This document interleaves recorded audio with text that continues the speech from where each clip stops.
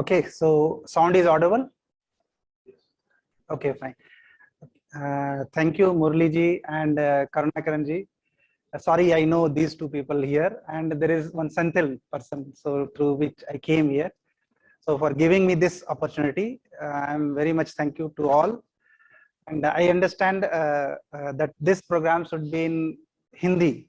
So I will be speaking Hindi, but initially we can start with English because I think most of the people can understand. Okay, it is okay now? No, backside, it is okay? Is it okay now? Okay, fine. So thank you. So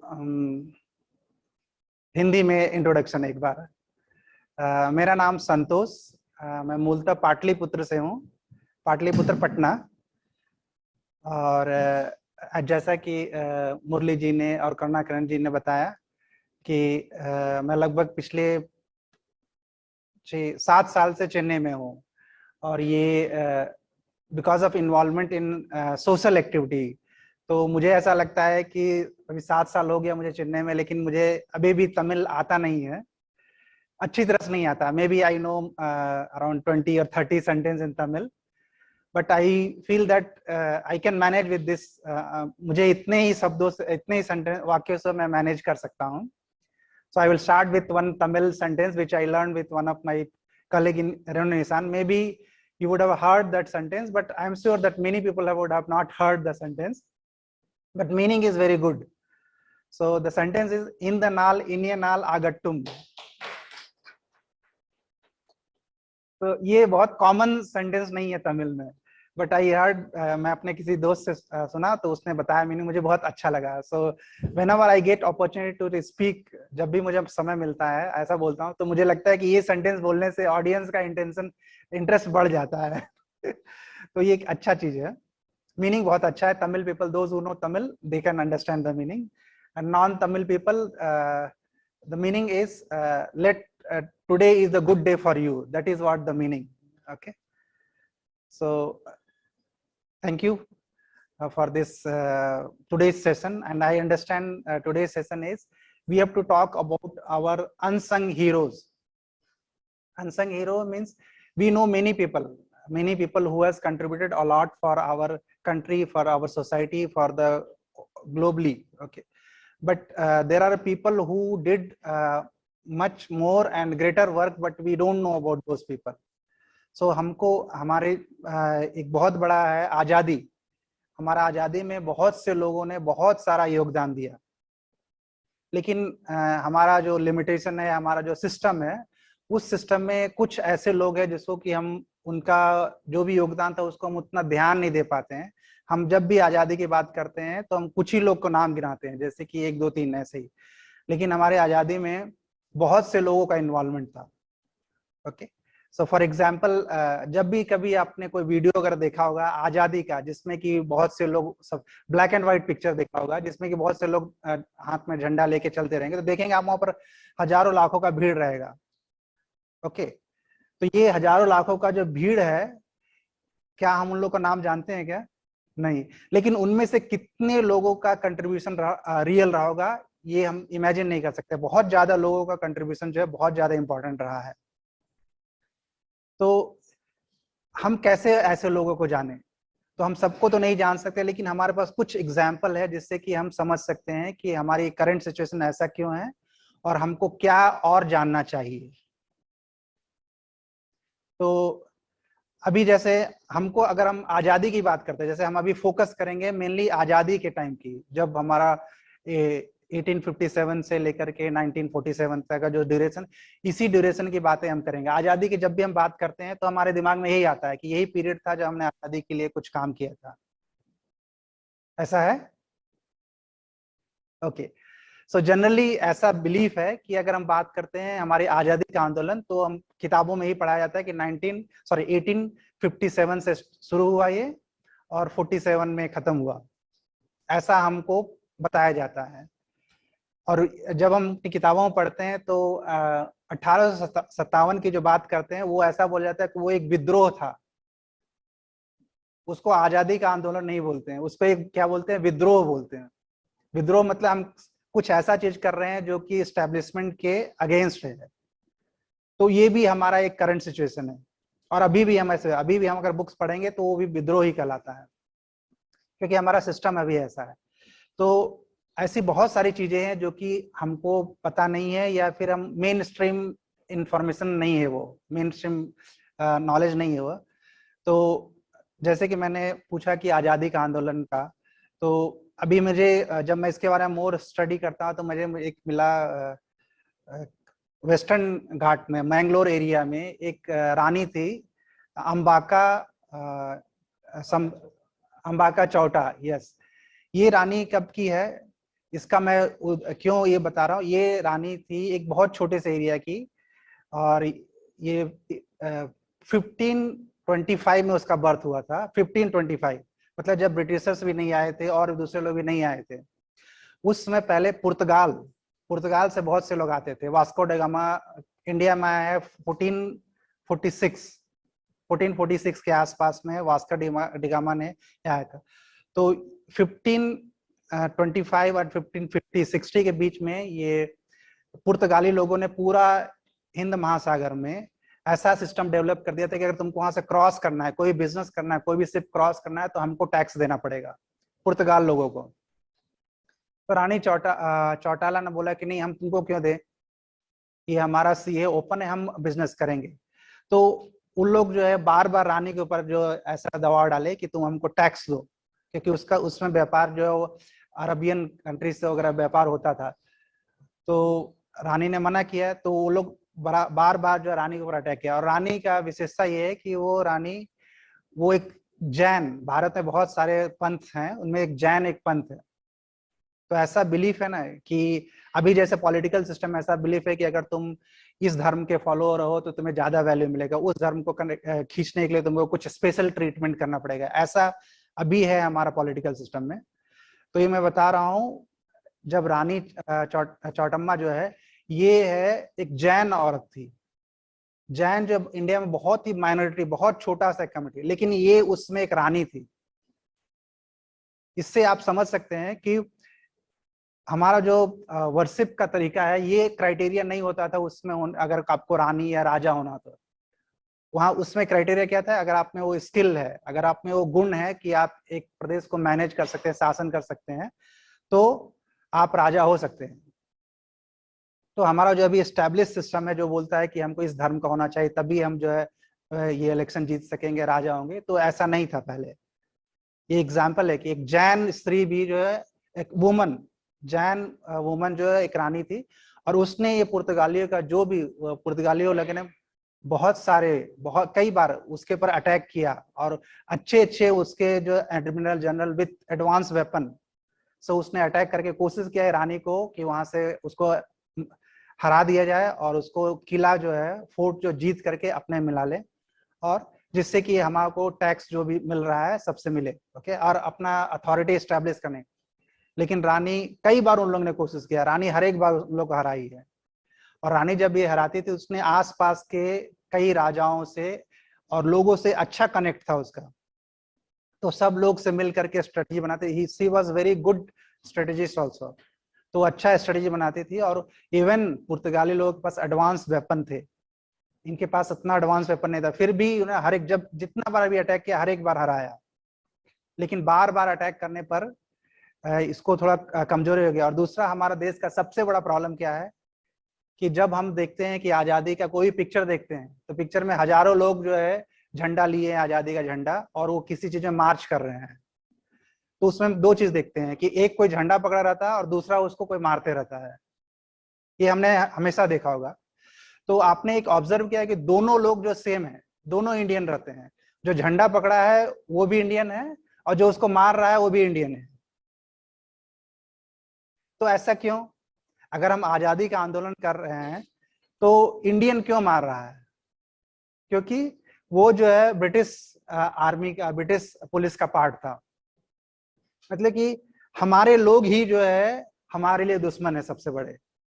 India में किसी समय में भी Britishers 10,000, 12,000, 14,000 से ज्यादा लोग कभी नहीं रहे हैं, है ना। लेकिन फिर भी यहाँ पर वो 30 करोड़ लोगों पर शासन किए हैं। क्योंकि हमारे में ही कुछ ऐसे लोग हैं जो कि हमारे साथ नहीं है। ओके, तो हमारा सबसे बड़ा दुर्भाग्य यही है। तो एक जैसे मैंने रानी चौटम्मा का एग्जाम्पल दिया, वैसे ही ये है अब से 300 साल पहले की बात, वैसे और भी बहुत सारे हुए हैं। फॉर एग्जाम्पल चित्तूर का रानी चेन्नम्मा, ये भी 1857 से पहले की रानी थी ना। तो हम जो बोलते हैं कि आजादी का आंदोलन हो, उसने भी अंग्रेजों के विरुद्ध काफी आंदोलन एग्रेसिवली बहुत सारे युद्ध लड़ा, और अपने एरिया को वो अंग्रेजों को देने के लिए तैयार नहीं थी। तो रानी चौटम्मा के बारे में हम नहीं पता चलता है। अगर कर्नाटक के वो कुछ रीजन में है, बेल्लारी वगैरह रीजन, वहीं के लोगों को पता है कि हमारी रानी ऐसी थी। सिमिलरली जो रानी अंबाका के बारे में मैंने बोला, वो भी तुल्लू रीजन, बैंगलोर, उसी रीजन है, कुछ लोगों को पता है कि हमारी एक रानी थी, ऐसी थी, दूसरे लोगों को पता नहीं। ये केवल यही नहीं है, दूसरा चीज है कि आजादी से 57 से पहले ही आंध्र प्रदेश में भी कुछ ऐसे राजा थे जिन्होंने लोकल टैक्स सिस्टम का, एक तमिल मूवी मैंने अभी देखा रिसेंटली, ओके, तो उसने लोकल मद्रास प्रेसिडेंसी का, मद्रास का जो प्रशासन था अंग्रेजों का, उसके कुछ नियम वगैरह बनाते थे, उसका विरोध किया।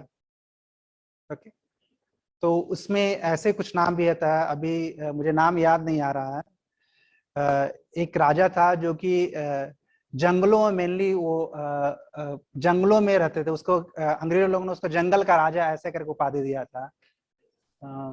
ओके, मैं थोड़ा नाम देखता हूँ क्योंकि हमारे आजादी में बहुत सारे लोगों का कंट्रीब्यूशन है। ओके, तो उसका नाम था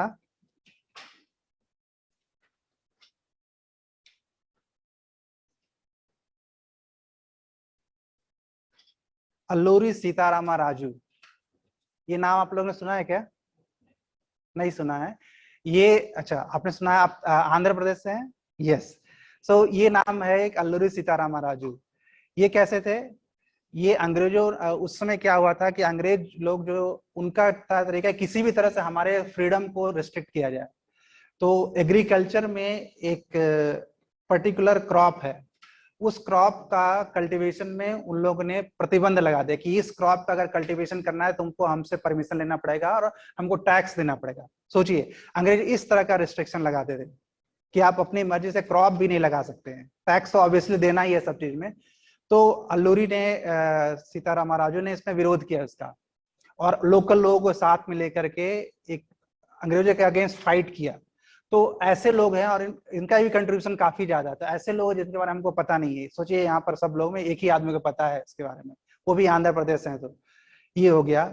उसके अलावा और भी बहुत से लोग हैं जो कि जिनका कंट्रीब्यूशन है। फॉर एग्जाम्पल नॉर्थ ईस्ट के बारे में जैसे हम बात करते हैं, पूर्वोत्तर भारत, तो मणिपुर में भी कुछ ऐसे लोग थे जिन्होंने काफी हमारे आंदोलन में काफी मदद किया। 1857 में कौन कौन से लोग थे हमारे आजादी में, मेन लीडर कौन थे? तो हम सुनते हैं रानी लक्ष्मीबाई एक, ओके, तात्या टोपे, पेशवा, ओके, वीर कुंवर सिंह, इन लोग का नाम हम जानते हैं, काफी लोग जानते होंगे, फिर भी बहुत से लोग नहीं जानते होंगे। ओके, तो रानी लक्ष्मीबाई को हम बहुत ज्यादा सुनते हैं। क्यों सुनते हैं हम? रानी लक्ष्मीबाई का किसी इतिहास में बहुत ज्यादा कंट्रीब्यूशन के बारे में लिखा हुआ है क्या? इतिहास की बुक्स में हम ज्यादा उसके बारे में लेखक नहीं पाएंगे। हम रानी लक्ष्मीबाई को जानते हैं क्यों? क्योंकि एक लेखक थी सुभद्रा कुमारी चौहान, है ना, उसने एक कविता लिखा रानी लक्ष्मीबाई पर, खूब लड़ी मर्दानी वह तो झांसी वाली रानी थी। इस कविता के कारण जो है हम रानी लक्ष्मीबाई को जानते हैं। अगर उसने ये कविता नहीं लिखा होता तो हम रानी लक्ष्मीबाई के बारे में भी ज्यादा नहीं जानते। तो हमारा ये करंट स्टेटस है। ओके, उनके साथ में तात्या टोपे थे, वीर कुंवर सिंह फॉर एग्जाम्पल।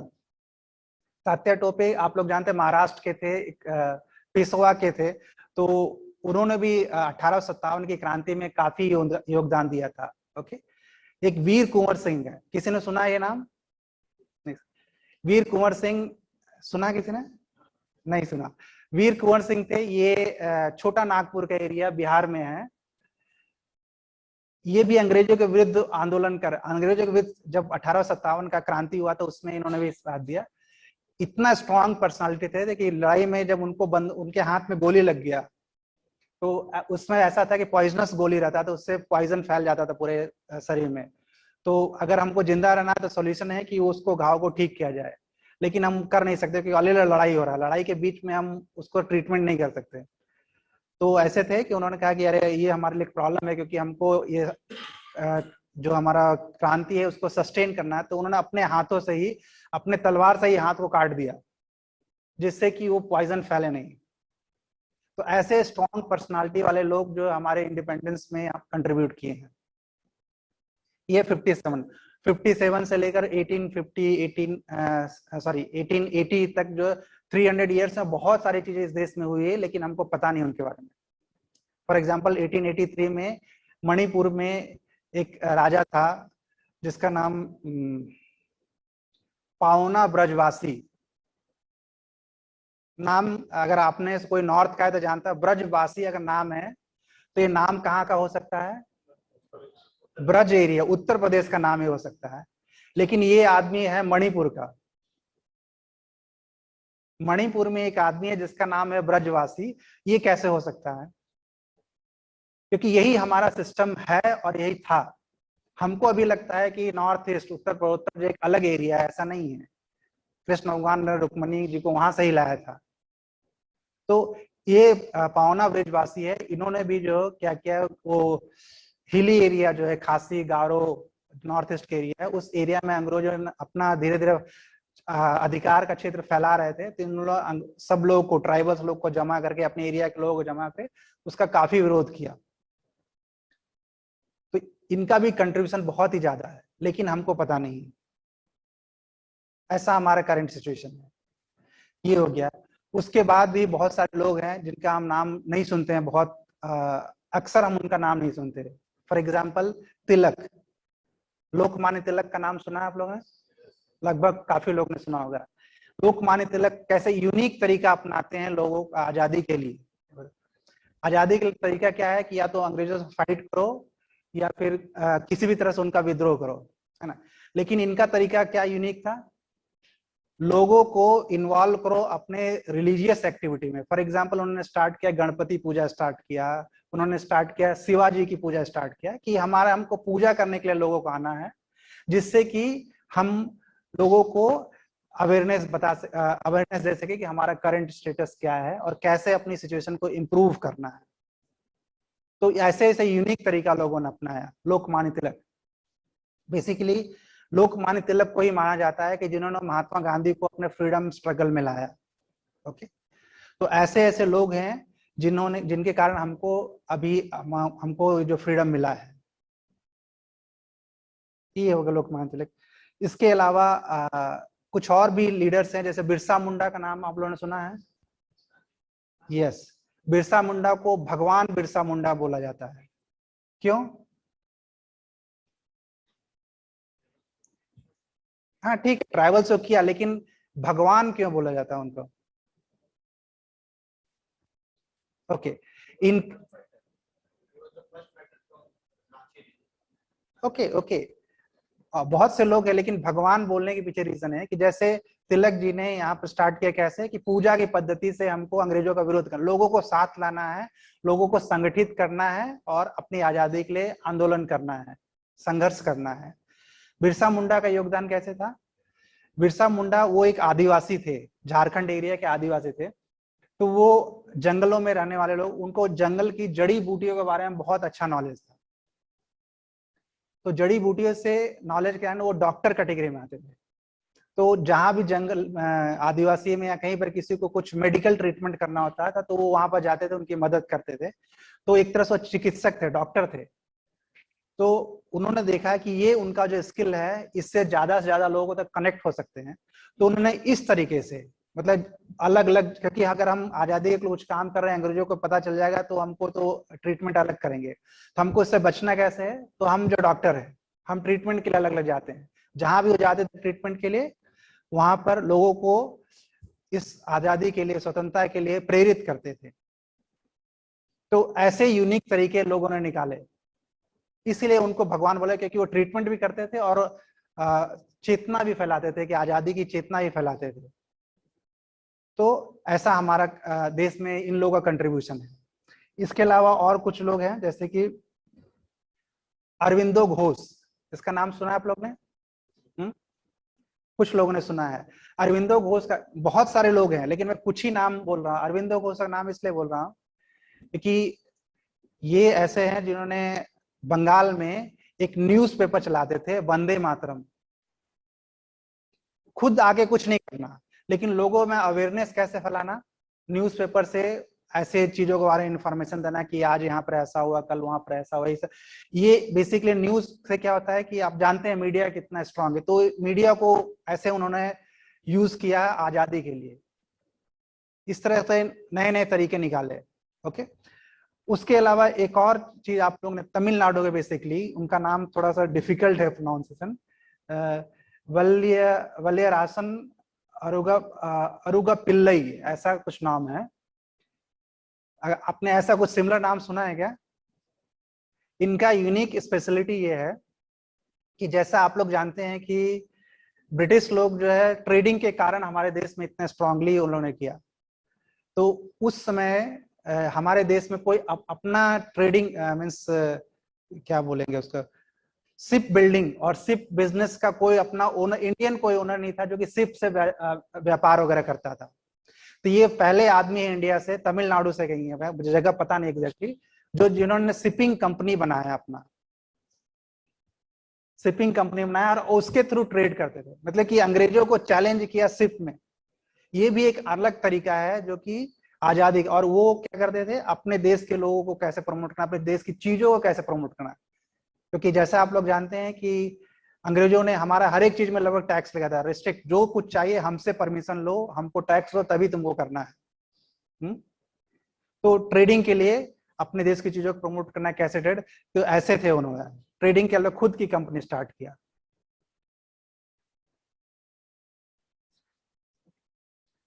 इसके अलावा आप लोग बहुत से, पटेल तो बहुत कॉमन नाम है, सुना होगा, है ना, सरदार वल्लभ भाई पटेल। इनका स्पेशलिटी क्या है, इनको सरदार क्यों बोला गया, इनका स्पेशलिटी क्या है? मैं अलग अलग तरीकों से जिन्होंने आजादी के लिए काम किया उसके बता रहा हूँ। तो इनका स्पेशल स्टाइल क्या था, जब भी अंग्रेज लोग टैक्स कलेक्ट करने के लिए गांव में आते थे, तो उन्होंने सब लोग को, उनका एक टीम था जो सबको बताता था, अरे अंग्रेज आज इस गांव में टैक्स लेने के लिए आ रहे हैं, तो पूरा का पूरा गांव ही खाली कर देते थे लोग। सब लोग गांव छोड़ के जंगल में कहीं चले जाते थे, तो टैक्स वाले लोग आते थे, कोई मिलता ही नहीं था तो वापस चले जाते थे। हमको फाइट करना के लिए अलग अलग तरीके हैं, तो सब जंगल में चले गए, कोई मिला नहीं, अंग्रेज लोग वापस चले जाते थे, यही बार बार करते थे। अरे उन्होंने बारडोली एक जगह है गुजरात में, वहां पर किसानों का नेतृत्व किया था, बहुत बड़ा आंदोलन किया था अंग्रेजों के, इसी कारण जो इनको सरदार नाम से, जो इनको सरदार की उपाधि दिया गया था। और हम जानते हैं कि सरदार वल्लभ भाई पटेल हमारे देश बेसिकली, हमारे देश को अगर कोई फादर ऑफ नेशन अगर हम किसी को बोल सकते हैं जिसने हमारे देश को ये सेव दिया है, तो सरदार वल्लभ भाई पटेल ने किया है। 556 रियासतों को मिला करके एक देश बनाया है। ये बहुत ही चैलेंजिंग का, बहुत बड़ा काम था, लेकिन फिर भी इसको किया। ऐसे लोग का हमारा कंट्रीब्यूशन, ऐसे लोग ने हमारे देश में हमारे लिए कंट्रीब्यूशन किया है। ओके, इसके अलावा और भी कुछ है, जैसे कि सूर्य सेन एक है। सूर्य सेन ये बंगाल में चिटगांव जगह है, वेस्ट, अभी वो बांग्लादेश का पार्ट है। चिटगांव एक स्मॉल प्लेस है, आइलैंड टाइप का प्लेस है।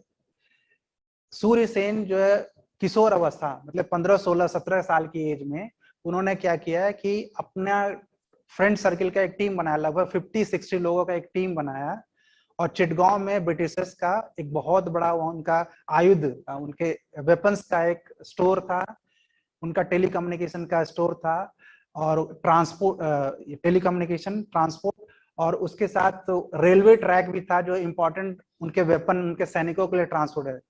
तो सूर्य सेन ने अपने टीम के साथ मिलकर के एक साथ उन्होंने बहुत, मतलब कि ऐसा माना जाता है कि सबसे बेस्ट प्लान इंडियन हिस्ट्री में, बेस्ट प्लान एक्टिविटी उन्होंने किया। उन्होंने पूरा किया कि अपने लगभग 60 टीम मेंबर्स को बताया, सब बोला कि हम ये तुमको ये करना है, तुमको ये करना है, और सबको टाइम फिक्स है। एग्जैक्टली उसी टाइम पे सब लोगों ने अचानक अटैक किया, और चिटगांव जो छावनी उसका कंटोनमेंट था उसको पूरे अपने कंट्रोल में लिया।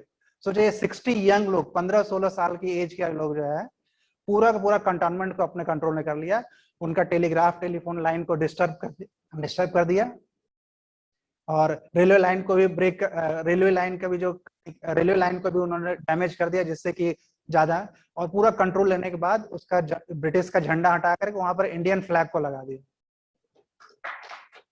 ये है 15-16 साल के लड़कों लोग का कमाल। किया, सब कुछ किया। बाद में क्योंकि ऑब्वियसली इतने स्ट्रॉन्ग 50-60 यंग लोग और अंग्रेजों का पूरा विद वेपन्स के साथ उनका मुकाबला तो नहीं करते, लेकिन लोग ने किया। और बाद में जब अपना सब कुछ स्टैब्लिश करने के बाद वहां पर फ्लैग फहराया, उसके बाद फिर छोड़ के चले गए, क्योंकि ऑब्वियसली अंग्रेज लोग काउंटर अटैक किए तो छोड़ना पड़ा। तो ऐसा लोग है, जबकि सूर्य सेन का हम नाम नहीं सुनते हैं। खुदीराम बोस नाम सुने हैं लोग? फिर अभी सोशल मीडिया के कारण ये सब नाम काफी आता है। खुदीराम बोस 17 इयर्स की एज में उनको फांसी की सजा हुई थी। One of the youngest. एक नाम मैं भूल गया, मुझे ध्यान नहीं आ रहा है। एक ऐसे ही कोई स्वतंत्रता सेनानी है, 13 साल की उम्र में उनको फांसी की सजा हुई थी, 13 years age. Vinay, sorry I don't remember, okay नहीं। सो 13 साल की उम्र में उनको फांसी की सजा हुई थी। सोचिए 13 साल का क्या एज होता है, हमारे बच्चों लोग का एज है वो। ऐसा कंट्रीब्यूशन रहा है। ओके। और नॉर्थ ईस्ट की अगर बात किया जाए तो वहां पर रानी गाइडेन ल्यू, सॉरी मेरा प्रोनाउंसिएशन उतना करेक्ट नहीं होगा, एक रानी गाइडेन ल्यू ऐसे करके एक रानी थी। उसका तरीका देखिए, उन्होंने क्या किया है कि स्पिरिचुअली वो लोगों को अध्यात्म में जोड़ती थी। और ये भी मणिपुर की थी, है ना। लोगों को स्पिरिचुअल कॉज के लिए बुलाती थी, जैसे भजन करना, कीर्तन करना, और वहां पर देश के स्वतंत्रता के लिए, आंदोलन के लिए लोगों को जागृत करना और प्रेरित करना, ऐसा था। तो अंग्रेजों लोगों ने उनको पकड़ करके जेल में बंद कर दिया, और आजादी के बाद जो उनको जेल से मुक्ति मिला, ऐसे लोग किए हैं। फिर सावरकर के बारे में तो बहुत से लोग सुने होंगे। वीर सावरकर बेसिकली इंडिया में बहुत सारे जो फ्रीडम मूवमेंट के बहुत सारे लोग थे, उनसे इंस्पायर हुए हैं। ब्रिटेन, यूरोप में इंडिया हाउस करके एक जगह बनाया था, जहां से उन्होंने बहुत से रास बिहारी बोस, बहुत सारे लोगों को उन्होंने इंस्पायर किया। भगत सिंह, इन लोग के बारे में हम काफी कुछ जानते हैं। अभी मूवीज के बारे में, मूवीज से, हमारी हिस्ट्री की बुक्स में उतना नहीं है, लेकिन मूवीज से हम थोड़ा बहुत इंफॉर्मेशन मिल जाता है। ओके, तो ऐसे सिचुएशन था। इसके अलावा कुछ और नाम है, जैसे कि एक सीमांत गांधी, यस, सीमांत गांधी, खान अब्दुल गफ्फार खान, ये कहां से थे? बलूचिस्तान, अभी जो पाकिस्तान में है, बलूचिस्तान से। इनका स्पेशल कंट्रीब्यूशन क्या था कि इन्होंने जब हम असहयोग आंदोलन चल रहा था, तो उस समय लगभग 50,000 ऐसे सत्याग्रहियों को जमा किया, और उनके सामने आंदोलन जब कर रहे थे, उनके सामने पुलिस वाले लोग सब राइफल लेके खड़े थे, है ना। और इनका आंदोलन का तरीका क्या है कि हम जो कुछ भी हो जाए हम ये आंदोलन करेंगे ही, इंसिस्टेंस, मतलब असहयोग वाली चीज था, तो हम विरोध करेंगे ही। तो उनको पुलिस वाले लोग गोली मारते जाते थे, 4-5 लोग की लाइन रहती थी, गोली मारते थे, गोली खा लिए, उसके बाद उनको हटा के फिर नेक्स्ट बैट आता था। सामने से गोली मार रहे हैं, फिर भी लोग आगे आते थे, और ये चल रहा था। ऐसा नहीं कि गोली खाया तो भाग गए। खाया, एक बैच आया, गोली खाया, नया बैच आया, उनको पता है कि आगे गोली लगने वाला है, लेकिन फिर भी ऐसे 50,000 सत्याग्रही को उन्होंने जमा किया था। तो अभी हमको इमेजिन करके देखिए कि आपको पता है कि वहां पर जाके खड़े होंगे तो गोली लगेगा, लेकिन फिर भी वहां जाके खड़े होना है, खड़े हुए ऐसे लोग, ऐसे लोगों का हमारी आजादी में कंट्रीब्यूशन है, जब हम इनके बारे में जानते नहीं। एक और एग्जाम्पल है, इसी तरह का एग्जाम्पल है, अकम्मा अरियन, ऐसा कुछ नाम है, अकम्मा अरियन। ये केरल के त्रिवणकोर जगह की थी। केरल का कोई है मलयालम यहाँ से? Hello, okay, so you know this name, Travancore, and Amma Arivo, something name is there. What was his her special, she is a lady, इनका स्पेशल कंट्री, ये एक सत्याग्रह के आंदोलन का नेतृत्व कर रही थी। तो वहां सामने जैसे जनरल डायर ने सब लोग को मारा, वैसे ही ये यहाँ पर भी ऐसा इंसिडेंट होने वाला था। तो इन्होंने बोला कि मैं इनकी लीडर हूं, पहले मुझे गोली मारो, बाद में तुम्हारे जो विश है ना, क्योंकि सब पुलिस वाले चारों तरफ से घेर के खड़े थे, आंदोलन कर रही थी और ये फायरिंग बस होने वाला था। तो उन्होंने देखा कि इससे अच्छा है कि वो जो जलियांवाला बाग में जैसा इंसिडेंट रिपीट ना हो, तो पहले उन्होंने बोला कि पहले तुम मुझे गोली मारो, बाद में दूसरे लोग को। तो जैसे इंसिस्टेंट के साथ उन्होंने बोला, तो वो पुलिस वाला डर गया, क्योंकि ऑलरेडी एक बहुत बड़ा इशू बन गया था जलियांवाला बाग के बाद। वो फिर वहां पर ये इंसिडेंट नहीं हुआ, लेकिन फिर भी एक औरत में इतनी हिम्मत थी कि वो नेतृत्व करके सामने आके बोली कि पहले मुझे गोली मारो, फिर बाद में दूसरा काम करना। इनका नाम हम सुनते नहीं है कहीं। ओके, वैसे ही विनोबा भावे का नाम कुछ लोग ने सुना होगा शायद, आचार्य विनोबा भावे। इनका स्पेशल कंट्रीब्यूशन क्या था? सॉरी, लैंड रिफॉर्म, भूदान आंदोलन। ये भारत में जो रिच जमींदार, जो भी पैसे वाले लोग रहते थे, उनको बोलते थे कि आप अपने पैसों को हमारे देश के आंदोलन में खर्च कीजिए। डायरेक्टली तो कर नहीं सकते, क्योंकि डायरेक्टली करेंगे अगर अंग्रेजी लोग को पता चल जाएगा तो प्रॉब्लम है। तो उन्होंने बोला कि आप दान में हमको दीजिए, भूदान कीजिए, आप अपना जो भी लैंड है वो दान में हमको दीजिए, हम उस दान के संपत्ति का यूज करेंगे सत्याग्रह के लिए या फाइट करने के लिए। तो ऐसे लोग भी हैं। इसके अलावा रास बिहारी बोस का नाम मैंने बोला। हम अभी आजाद हिंद फौज की बात सब लोग करते हैं, सब लोग जानते हैं सुभाष चंद्र बोस का कंट्रीब्यूशन। लेकिन ये जो आजाद हिंद फौज बनाने के लिए जो बैकबोन थे, वो रास बिहारी बोस थे। उन्होंने आइडिया दिया, उन्होंने फंडिंग का अरेंजमेंट किया, जिससे कि ये आजाद हिंद फौज की आर्मी बन सके। सुभाष चंद्र बोस तो नेतृत्व किए। ओके, और सुभाष चंद्र बोस से जुड़ा एक और चीज, हम लोग बोलते हैं हमारी आजादी का कौन सा दिन, हम लोग का आजादी का दिन कौन सा है? 15 अगस्त 1947। लेकिन ये करेक्ट इंफॉर्मेशन नहीं है। Transfer of, okay, that is technical, but date correct नहीं है। 15 अगस्त 1947 एक करेक्ट डेट नहीं है। ये एक ये एक ऐसा डेट है जिसको कि हमने एक्सेप्ट कर लिया, हमको सिखाया गया है कि यही हमारे आजादी का दिन है।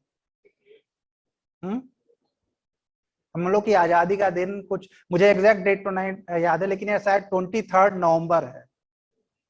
23 नवंबर को अंडमान निकोबार जो हमारा देश का पार्ट है, तो अंडमान निकोबार का एक आइलैंड है जिसको कि सुभाष चंद्र बोस ने जीता और सबसे पहले उसको फ्री कराया ब्रिटिश रूल से।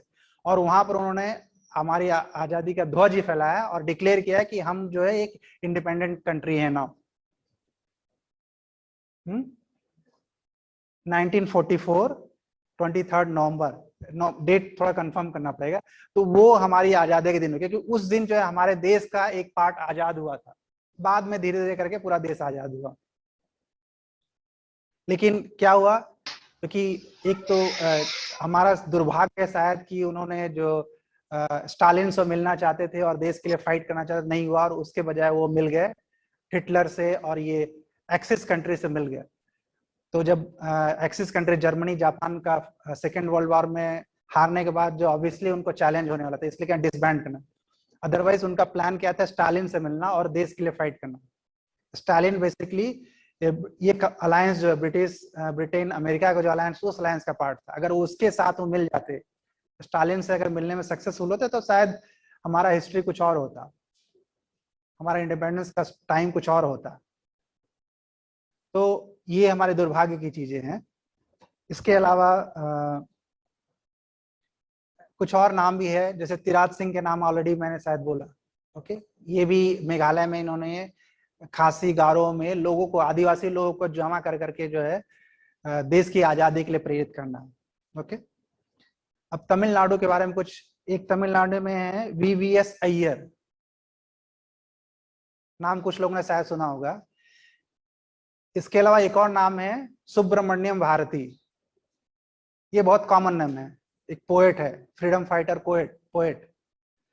लेकिन सुब्रमण्यम भारती को इस सब चीज में आने के लिए प्रेरित करने में एक बहुत इंपॉर्टेंट योगदान था वीवीएस अय्यर का। तो हम सुब्रमण्यम भारती को जानते हैं, लेकिन वीवीएस को शायद उतना नहीं जानते हैं, जबकि उनके गुरु, kind of Guru, not Guru but प्रेरित करने वाले लोग थे ऐसे। वांजीनाथन, सुना होगा नाम, ये तो काफी अभी तमिलनाडु में पता चल रहा है। वांजीनाथन, भगत सिंह का नाम सब लोग सुने हैं, लेकिन वांजीनाथन ने भी एक सिमिलर एक्ट किया। भगत सिंह का काम तो डायर को मारना था, स्कॉट को मारना था, लेकिन वो नहीं हो पाया कुछ because of some reason, okay. लेकिन वांजीनाथन ने प्लान किया, टारगेट किया पर्टिकुलर ब्रिटिश ऑफिसर और उसको एग्जीक्यूट भी किया हैश करके। तो ये अपने बल पर उन्होंने अकेले किया, और बाद में ऑब्वियसली जो है, जैसा कि सब लोग के साथ होता है, अंग्रेज लोग बहुत बुरा ट्रीटमेंट करते हैं उनका। जो अगर जेल में गया तो हम इमेजिन नहीं कर सकते किस टाइप का बुरा उनको 3rd डिग्री या 4th डिग्री या कोई ऐसा डिग्री है उस टाइप का ट्रीटमेंट। तो ऐसे लोग, वांजीनाथन ने अपना काम करने के बाद जो है सुसाइड कर लेते हैं वहीं पर। जैसे आजाद, चंद्रशेखर आजाद, उनका नाम ही आजाद क्यों? उन्होंने डिसाइड किया था कि जब तक मैं जिंदा हूं मुझे कोई दूसरे के टर्म्स में काम नहीं करना, ये मेरा देश है, मैं अपने टर्म्स में ही काम करूँ। इसलिए उन्होंने नाम ही रख लिया चंद्रशेखर आजाद। भगत सिंह, सुखदेव, राजगुरु, अशफाक उल्ला खान, ये सब लोग जो है उस टीम में थे। तो ऐसे बहुत से नाम हैं, लेकिन इन सब नामों में एक नाम मुझे बहुत स्पेशल लगता है, और वो है डॉक्टर हेडगेवार। ये नाम सुना आप लोगों ने कभी? अब अगर हमें कुछ प्रॉब्लम होता है, हमको अगर कोई भी प्रॉब्लम है, तो बीमार के हिसाब, अगर हम बीमार हैं तो हम डॉक्टर के पास जाते हैं। ऑब्वियस यही एक सॉल्यूशन है, अगर हमने कोई बीमारी हुआ है तो डॉक्टर ही हमारा सॉल्यूशन है। तो हम डॉक्टर के पास जाते हैं तो क्या क्वेश्चन पूछता है? वो कुछ पूछता है हमसे, जैसे कि तुमने क्या खाया, कहाँ गए थे, क्या पानी पिया, क्या क्या किया। पहले ऐसे बेसिक क्वेश्चन हमको पूछता है वो। उसके बाद पूछता है कि सिम्टम्स पूछेगा, क्या हुआ था, कैसे हुआ था, ये सारा क्वेश्चन पूछता है वो। उसके बाद जो वो हमको लिख के देता है कि ये करो, ऐसा ऐसा करो। क्यों ये प्रोसेस, क्यों? लगभग सभी डॉक्टर ऐसा ही करते हैं कि और कोई अलग तरीका है? जनरली यही तरीका है। तो यही तरीका क्यों है?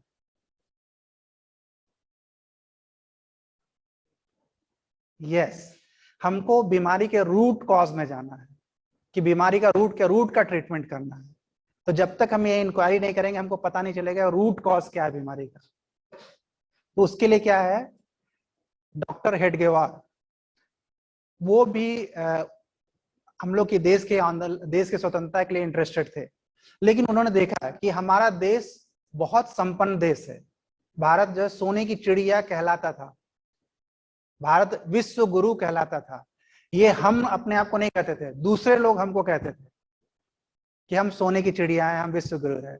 तो जब हमारा स्टेटस ऐसा था, तो ऐसा क्या हो गया कि कुछ अंग्रेज लोग हम यहाँ से हजारों किलोमीटर दूर से हमारे देश में आए और हमको लगभग 200 साल तक गुलाम बना के रखे। कुछ तो रूट कॉज रहा है। तो रूट कॉज क्या है? तो जैसे एक डॉक्टर इन्वेस्टिगेट करता है किसी पेशेंट को, उन्होंने भी एनालिसिस किया। उन्होंने देश की आजादी के लिए पहले वो कांग्रेस में जुड़े, तो वो डॉक्टर चुके थे, तो लेकिन डायरेक्ट इन्वॉल्वमेंट नहीं था, वो डॉक्टर ही कर रहे थे। तो वो क्या करते थे, इंफॉर्मेशन शेयर करना, मतलब जासूस जैसा काम करते थे स्टार्टिंग में। वो अपने देश में जो स्वतंत्रता सेनानी, उनको इंफॉर्मेशन देना कि कहाँ से अंग्रेज का गुजरने वाला है, उनका छावनी का, मतलब उनके लोग कहाँ से गुजरने वाले हैं, कहाँ क्या होने वाला है। तो ऐसा इंफॉर्मेशन पास करते थे वो पहले। और उस अरेंजमेंट करना, जैसे कोई नेता आता है तो उसके लिए अरेंजमेंट करना, तो ये सब चीज उन्होंने किया। लेकिन उन्होंने ऑब्जर्व किया, जब कलकत्ता में ऐसा कोई अधिवेशन हो रहा था, तो उन्होंने ऑब्जर्व किया कि जनरल जो पब्लिक वहां पर आ रहे हैं, लीडर्स लोग जो आ रहे हैं, वो इस चीज में ज्यादा इंटरेस्ट है कि हम जो नेता के पास जाके कैसे बैठे। अगर अगर गांधी जी यहाँ बैठने वाले तो मैं कैसे सबसे आगे बैठूं। तो उनमें इस टाइप का कंपटीशन था। उनमें, उनके मन में ये धारणा नहीं थी उतनी कि हमको देश की स्वतंत्रता के लिए हम यहाँ पर जुड़े हुए हैं। लेकिन उनमें क्या था कि हम कैसे नेता के पास जाए। तो उनमें नेतागिरी जो आजकल एक वर्ड है ना, उस टाइप का माइंडसेट था। तो उन्होंने ऑब्जर्व किया कि डिसिप्लिन जैसी कोई चीज है ही नहीं उनमें। फ्रीडम, पेट्रोटियम जो होना चाहिए, देशभक्ति वाला चीज, जो देश, ये चीज थोड़ा कम है। तो उन्होंने सोचा यार ये तो सही नहीं है, क्योंकि अल्टीमेटली अगर फ्रीडम मिल जाता तो यही लोग जो है हमारे देश के नेता बनेंगे। तो ये तो एक नॉट गुड सिचुएशन रहेगा। तो उनको थोड़ा सा मोह भंग हुआ उससे। कांग्रेस में जुड़ने के बाद कुछ समय तक रहे ऑर्गेनाइजेशन में, फिर उन्होंने छोड़ा उसको। फिर उन्होंने देखा जो रिवोल्यूशनरी थे, भगत सिंह, चंद्रशेखर आजाद का ये तरीका उन्होंने देखा। लेकिन उन्होंने इसमें क्या ऑब्जर्व किया कि एक बार वो मर गए मतलब कि आंदोलन खत्म। ये भी सस्टेनेबल तरीका नहीं है। तो क्या ऐसा तरीका है जो कि सस्टेनेबल हो और एक बार हमको आजादी मिल गई तो हम उसको रिटेन कर सके? तो जैसे डॉक्टर एनालाइज करता है, उन्होंने एनालाइज किया। उन्होंने एक चीज पाया कि सब कुछ होते हुए इस देश में सब कुछ है, टेक्निकल कैपेबिलिटी भी है, टैलेंट भी है, सारा स्किल भी है, और अच्छा नेचर ने हमको जगह भी दिया है, बहुत ही फर्टाइल लैंड है हमारा। सब कुछ अच्छा होते भी हम नहीं कर पा रहे हैं। तो क्या चीज मिसिंग है? Sorry, yes, discipline obvious, but unity is missing. हम संगठित होकर कोई काम नहीं कर सकते। जैसे जापान में जापानीज लोग, जब मैं निशान के लिए काम करता था तो मैंने सुना था एक प्रोवर्ब। जापानीज लोग ऐसा बोलते हैं कि अगर 10 इंडियन लोग कहीं काम कर रहे हैं और 10 जापानीज लोग काम कर रहे हैं तो अंतर, 10 जापानीज काम करेंगे तो उनका इफर्ट, स्किल जो है मल्टीप्लाई हो जाता है 10 टाइम्स। लेकिन अगर 10 इंडियन काम कर रहे हैं तो उनका रिजल्ट जो है वो 10 टाइम्स रिड्यूस हो जाता है। क्यों? क्योंकि इनका माइंड थोड़ा सब अलग अलग डायरेक्शन है, क्रैब मेंटेलिटी। एक आगे बढ़ रहा है तो दूसरे को खींचो, ऐसा है। मतलब कि ये टीम की तरह, टीम जो माइंडसेट है वो थोड़ा सा कम है, मिसिंग है।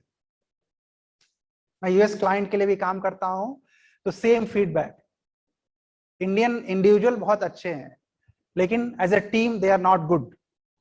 ओके, सो ऐसी चीजें हमको इंडियन के बारे में। तो मिसिंग लिंक क्या मिसिंग है? यूनिटी। हम मिल करके कोई काम अच्छा नहीं कर सकते। ये हमारा एक बहुत लैकिंग एरिया है। इसका रीजन क्या है? हमारे हमारे सिस्टम में क्या है कि हम जो धर्म, अर्थ, काम, मोक्ष में जाते हैं। मतलब हर एक आदमी का अल्टीमेटली गोल क्या है? इंडिविजुअली मुझे मोक्ष पाना है। हमारा बेसिक सिस्टम ही ऐसा है। हमको अपना धर्म काम करना है, अपने काम करना है और अपने को मोक्ष पाना है। हमको टीम मिल करके कुछ नहीं करना है। इसलिए हमारा माइंडसेट ही बेसिकली ऐसा है कि हम इंडिविजुअली अच्छा करते हैं। लेकिन डॉक्टर हेडगेवार जी ने सोचा कि यार ये अच्छा है लेकिन हमको कुछ सोशल लेवल में कुछ यूनिटी के साथ काम करना चाहिए। तो उन्होंने संघ का स्थापना किया, आरएसएस का स्थापना किया, जिसमें कि नॉर्मल लोग होते हैं, सामान्य लोग होते हैं, और वो अपनी डेली लाइफ के साथ में ऐसा कुछ करते हैं जो कि हमारे हमेशा देश के लिए अच्छा रहता है। उनका कुछ स्पेशल कोई आंदोलन में पार्टिसिपेट नहीं करेंगे, कभी गोली लेके, बंदूक लेके नहीं निकलेंगे। अपनी नॉर्मल लाइफ में ही क्या ऐसा किया जाए जिससे कि हमारा देश अच्छा हो। जैसे कि हमारे आसपास अगर कहीं गंदगी है तो क्लीननेस के लिए हम एक्सपेक्ट करते हैं कि म्यूनिसिपैलिटी का कोई आदमी आए, वो क्लीन करे। संघ के लोग, हमारी जिम्मेदारी है, हम उस एरिया को क्लीन करेंगे। हम ऐसे 10 लोग का टीम बना के वो काम करेंगे। ओके, कहीं जैसे आपने देखा होगा 62 का जब वार हुआ तो हमारे सेना के सारे लोग तो बॉर्डर पे थे, लेकिन इंटरनल ट्रैफिक मैनेजमेंट, इंटरनल जो भी मैनेजमेंट था वो संघ के लोगों ने किया। 62 में नेहरू जी, ऑलरेडी जो कई बार संघ पर प्रतिबंध लगाया गया, लेकिन 62 में उन्होंने खुद जो संघ को इस काम के लिए लगाया है कि कैसे ट्रैफिक मैनेजमेंट किया, इंटरनल ऑर्डर को मेंटेन करने के लिए संघ का योगदान। और फिर 63 के वो जो राजपथ पे जो हमारे सेना के लोग साथ में चलते हैं, उसमें संघ के लोगों को बुलाया।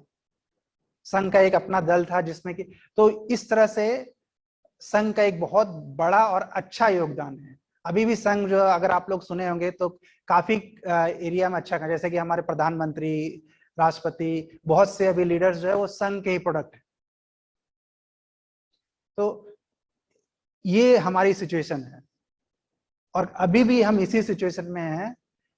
अभी भी हम हिस्ट्री किताब पढ़ते हैं तो हम वही चीज पढ़ते हैं जो कि हमको पढ़ाया गया है, हम रियल चीज के बारे में हमको पता नहीं। लेकिन ऐसे इसके अलावा बहुत से लोग हैं जिन्होंने कंट्रीब्यूट किया, हजारों लाख। अभी बहुत सारा, अगर आप लोग फेसबुक और सोशल मीडिया से अगर आपको पता चलेगा तो जैसे शशि थरूर, उसने यूके में कहीं भाषण दिया तो उसको पता चला कि हमारे देश से ब्रिटिशर्स लोग लगभग जो है 46 trillion pound, sorry 45 trillion pound का मनी वो लोग हमारे देश से एक्सट्रैक्ट किए हैं।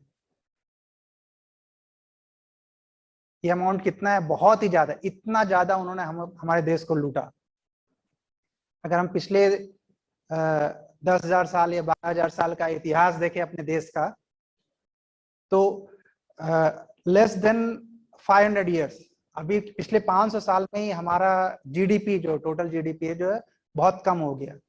अदरवाइज मोर देन 40%, 30% केवल हमारा जीडीपी रहता था। ग्लोबल जीडीपी में केवल इंडिया का जीडीपी रहता था, ग्लोबल जीडीपी का 30%, 40%, 45%। लेकिन जब से ये इंडस्ट्रियल रिवोल्यूशन यूरोप में स्टार्ट हुआ, ब्रिटेन यहाँ पर आए, हमारा टोटल कंट्रीब्यूशन ग्लोबल जीडीपी में, जो कि पहले 40% था, 35-40% था, वहां से कम होके अभी 2% या 2% से भी कम हो गया है। और ये हमारी सिचुएशन है 70 साल की आजादी के बाद। तो उद्देश्य ये है कि आप लोग समझ सके कैसी करंट सिचुएशन। सिंगापुर एक देश आप लोग सुना होगा। सिंगापुर केवल 30-40 साल में एक गांव से अभी दुनिया का कितना बड़ा ट्रेडिंग हब बन गया, क्योंकि वहां का लीडर था जिसने कि इस चीज को आइडेंटिफाई किया और इम्प्रूव किया। हमारे देश में सब कुछ होते हुए भी, सारा साधन संपन्न होते हुए भी 70 साल में हमारी ये सिचुएशन है। क्यों?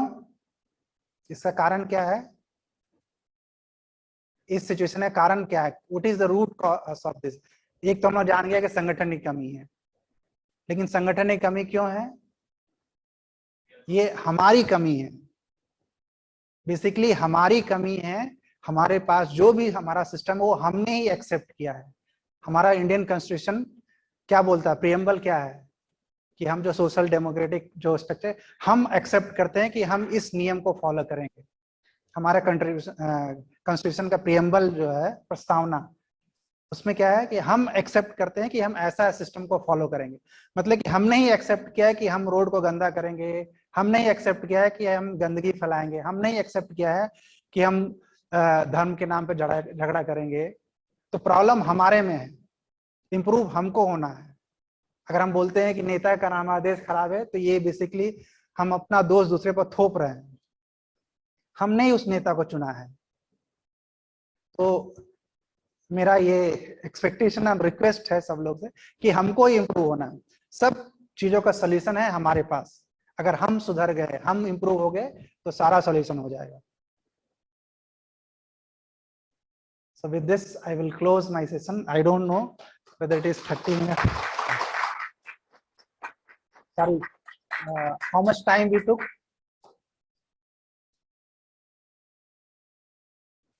1 hour. Okay, sorry. So I planned for 30 to 1 hour time, so 30 minutes. So this is okay. I hope maybe it is not very much boring. Okay. So. And if now social media is big tool in our hand, so through that you can explore all these names. You will find many information. Okay, so please be aware. And when I heard about the Murli ji and this organization, I was very much happy that see, many things are there in social media. People say that this people will talk about good things, but how to take action on the good things.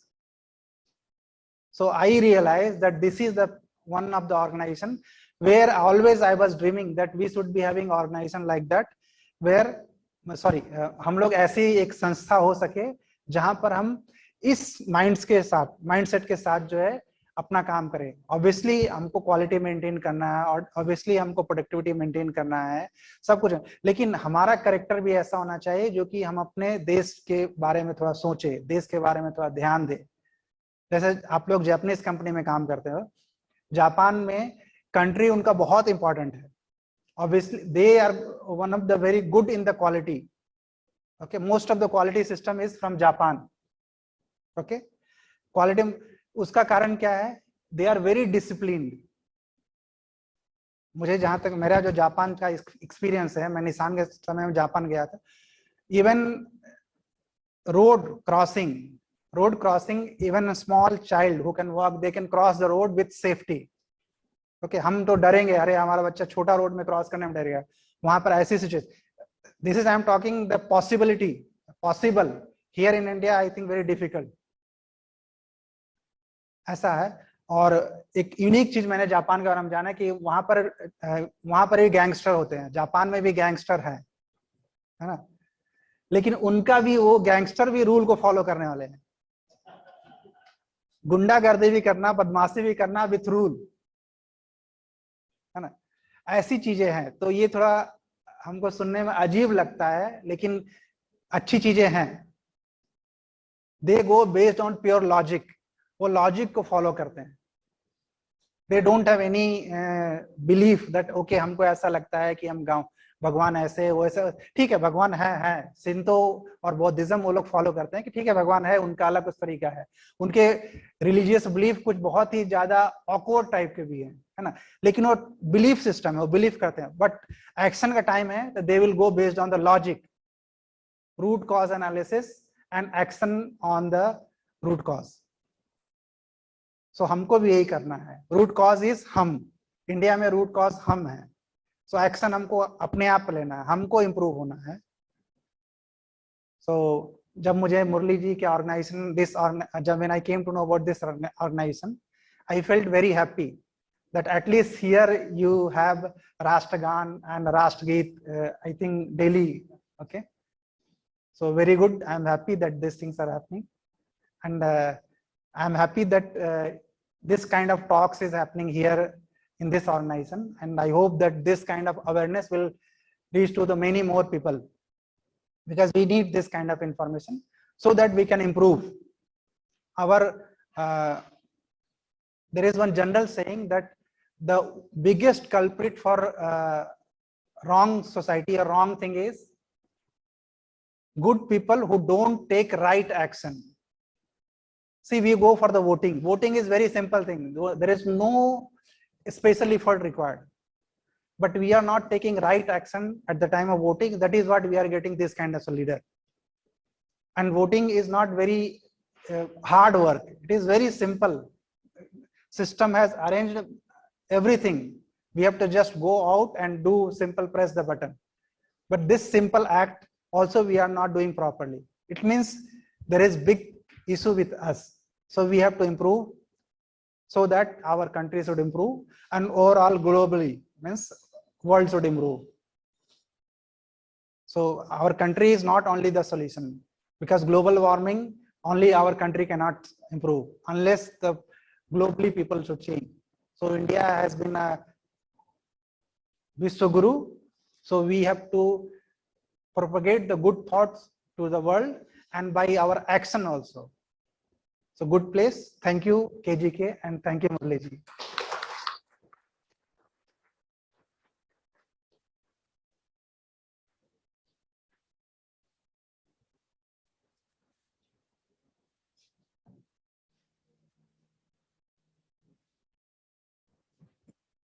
Thank you very much.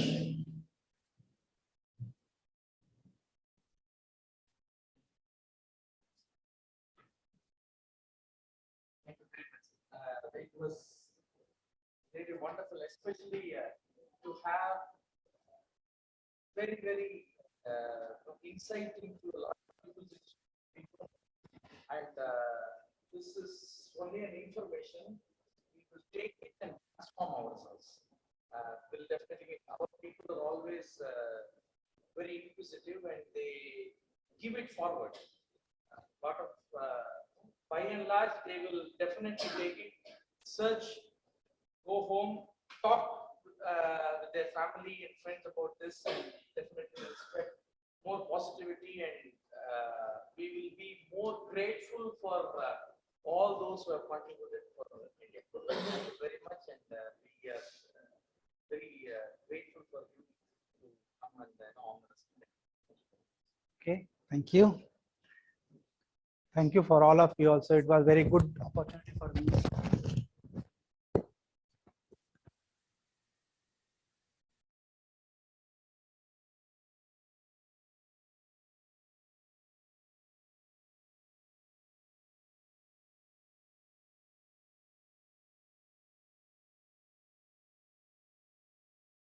Is common. So when I came here today, whenever I call somebody to phone, I will first say Vanakkam. I will never say hello and all this. But very simple, simple change we can bring in our life. So always say Vanakkam. Whenever you are getting, start with Vanakkam. Then other English word you can bring. Maybe good morning also you say. So okay, fine, but start with Vanakkam. That is one thing. And second thing is, we should change ourselves. What are the action we should take? So action is use this Vanakkam. And from last I think 1 year, I changed the Vanakkam because I realized that many people are not using it. I use the Vanakkam for almost 5-6 years. Some people change, and I did not see that, but I continuously use it. But now I changed to Ram Ramji. This is also one of the greeting method. Ram Ramji, not if you go in the village, saying Ram Ramji is one of the greeting method. So something happened in Tamil Nadu politics. So then I realized that let us change the greeting method. So always I will say Ram Ramji, okay?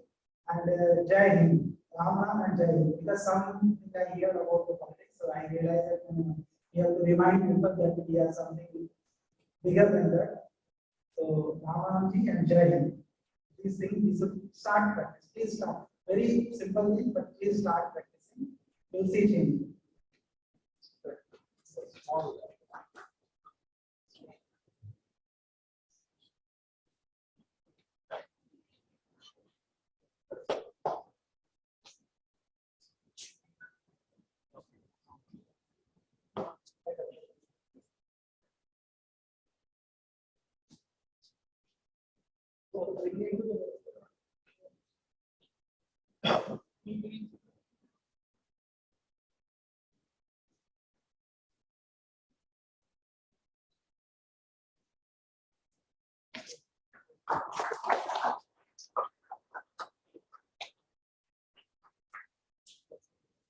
Sorry, again one. This pagadi, you can say you have any question about this pagadi? This also I started maybe 4-5 years back when I was going Renault Nissan. Renault Nissan is a multinational company. So this is normally not a normal.